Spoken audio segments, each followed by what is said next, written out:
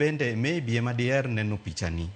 Kibiro kata kaka koro kama intie jalendo ni, kata ka in airline industry, kata kidwa dhi tiye front office moro, hotel moro ma 5 star.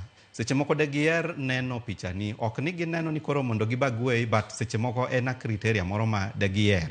But iyudo ka nitie tije moko kata ka koro adwa kwano pesa e back office kucha, aja HR moro, pichani no seche moko be ok nyal konya ahinya. Koro onegi wei ni to en ang'o ma agine atemo manyo. Kidoke gik moko kaka obi, gina gik ma bende miyo ranyisi mari, nikech ing'eni ngima ma tich onego bed gima complete. Ok wadwara ng'ato matiyo ka masin.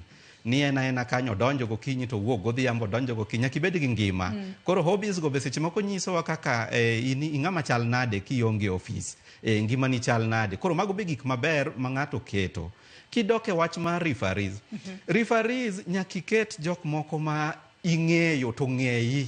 Ok jok ma ine ming'eyo. Jok ming'eyo to ng'eyi, to kenda wacho gani, to gin jok miwuoyo go. Ok inyal wacho ni an referee to igni 5 mokadho pok kata kwa wuoyo. Akia chieng' mogik mana neni maybe na puonji kamoro. Bang' mano ok anyal neni kaka koro Dr. Mary osepuonjo ji mang'eny. Koro jomoko nopuonjo kata igni 10 mokadho. Ok nokohero gi, but seche moko wiyo wil kodgi until the time mo orado kodi.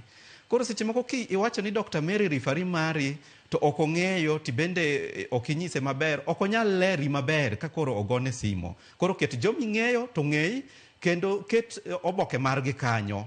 To seche moko ma bende apply tich kamoro, kata ging'eyi to ing'eyo gi, chak inyisgi ni amanyo kama, koro mano og'ere maber. Dr. Mary Gorechi ka duoki twako kinyi makawuono ka intiere pinyno mar Italy. Ero katieno jalonye tayo jotich kata HR oseleronu e yo makare gigo monego bedni wandiko e CV kaachiel kod mago moko nego bedni wandike CV. To ang'e ni ma e thuolo ma kinde ma ng'ato manyo tich. Jomoko